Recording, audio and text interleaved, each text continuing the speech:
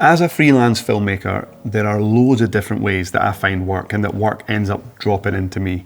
And today I'm going to go through a few of them, and I'm especially going to highlight my favorite way, because that's the way that I always recommend to anyone else who's thinking about getting started in this business.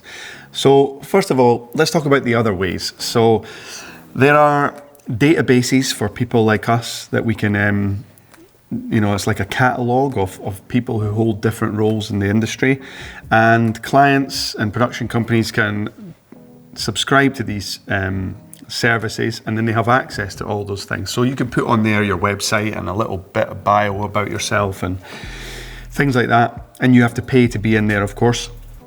There's one in Scotland called Film Bang. I used to be on that. I don't go on it anymore, mainly because I think that those things are more suited to people who do traditional single roles in the industry, and I think that people who do that still get a lot of work out of that stuff. But when you're more of a generalist like me, I feel that those kind of setups are not so well suited. And the reason mainly being is because clients are coming directly to people like me, and they don't have access to that kind of stuff. There are other things as well, like agency type things that you can sign up to, and they'll host your showreel and some of your best work.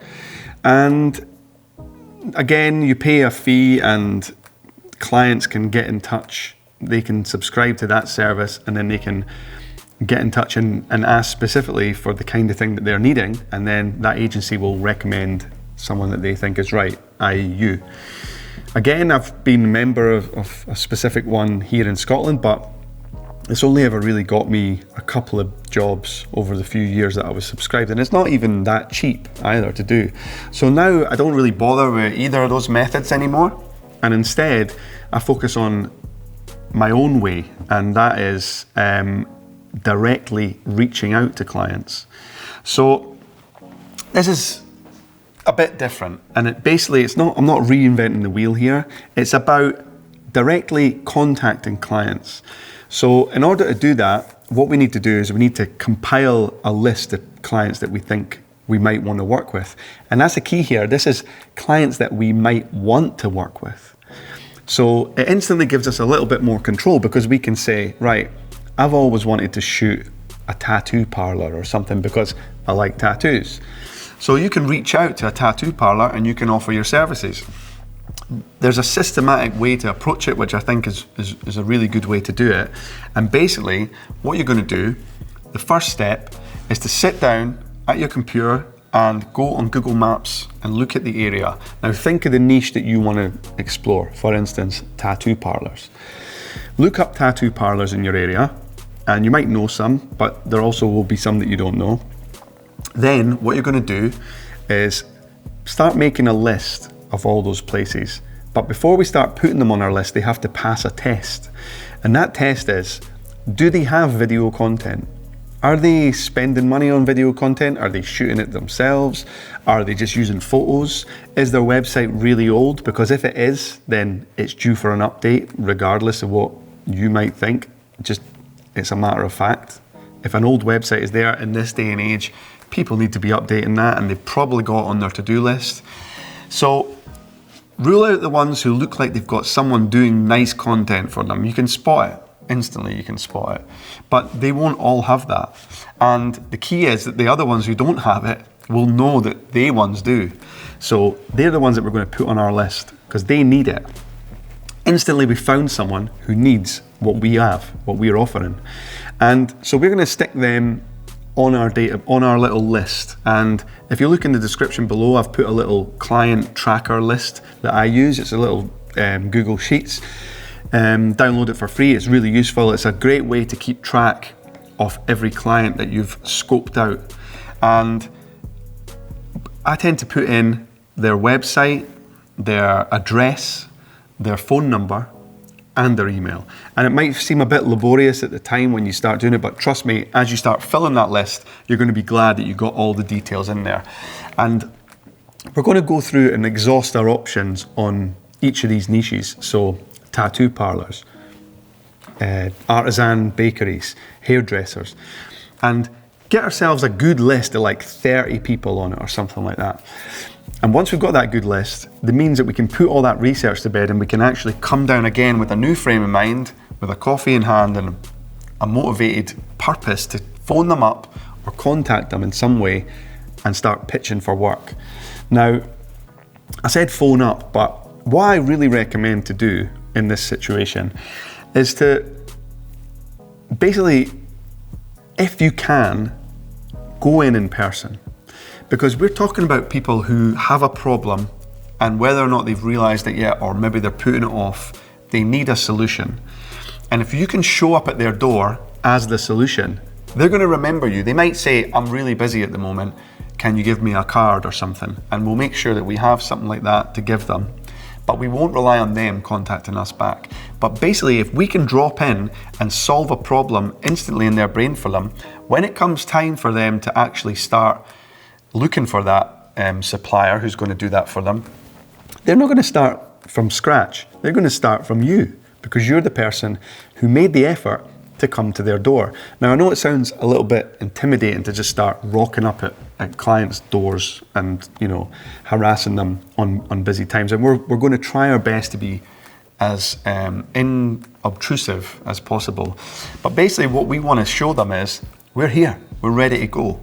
And once we've done that, trust me, they will remember. They do remember, they always do. Because you're the person that came in that day with a big smile and a motivated approach to getting them some results. So that's the way to do it. Second of all, you can't obviously visit everyone on your list in person. So maybe pick 5 and spend a day cycling about or walking about or driving about, visiting those people. And the rest of them, we're going to email.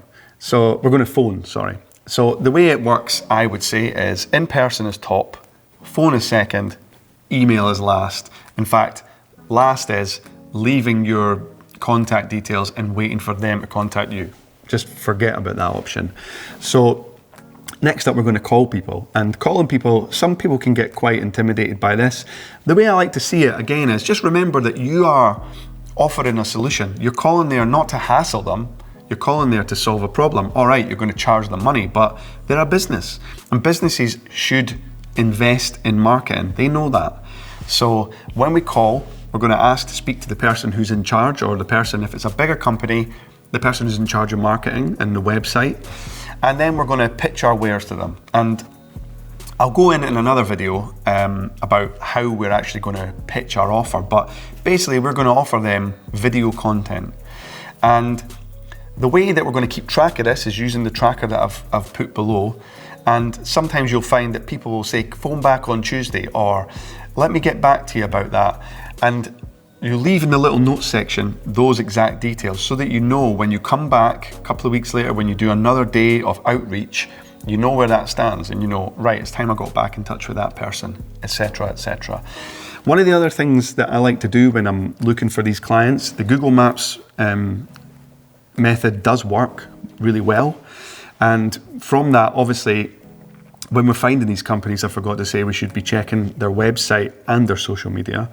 But one of the other things that I like to do is just when I'm driving around or walking around day to day, I have a note in my phone and it's potentials, it just says. And in that potentials, there's a list of just like random companies and things that I see on the way, because you have to kind of unlock different levels in your mind here. There are huge different types, number of services that offer, you know, a service-based offer to their clients. And, you know, you think you could sit at your desk and just think of all of them, but you can't. You need to kind of unlock different layers. And sometimes you'll be driving along. For instance, I was driving along and I saw a company who does complete refits of big houses. And they were doing this huge refit for months on this big house. And I thought, okay, there's a company that has money, they have work, they have a thing that they do which is high end, which they want to show in a high end manner, which means it's going to be difficult for them to do it themselves on their phone or whatever. And hopefully, when you go on their website, you see that they don't have it. But you make that list on your phone, and every now and then you just add you'd spend a little bit of time going through your phone, looking at the list and working out on your phone, adding it to your outreach document and working out if they have content, if they're worth contacting. And so the way that I think the benefits of doing it like this are that we get to choose who we work with. For instance, I like flying my drone in the Highlands of Scotland, and I like landscape work. So I reached out to some tour companies that tour around Scotland, and it worked out brilliantly. I ended up getting a kind of contract with a company where I go on their tours and I film their tour bus driving through the Highlands of Scotland, and I get all drone material and all that. And now they're a client of mine and I get to go and do that and get paid to do it. So there's a lot to be said about being in control of the jobs that you actually do. And like I said, tattoos, if that's your thing, or I don't know, whatever your passion is, baking, if you like, baking, artisan bakeries, sourdough and all that kind of stuff. That's a cool thing to go for. So you can kind of make a bespoke little kind of showreel, and ultimately you get to build the business that you want to have. And the thing that's like worth noting as well is that whatever you have on your website and on your showreel, that is predominantly the thing that people will contact you to do. So if you film drone footage of the Highlands, you're probably going to get calls through the door that are looking for you to do that. And that's great. But if you want to widen that horizon, then you can actually use this method to shape and build your own portfolio. And then that way, when it starts to get too much of one thing, you can start diving into another thing.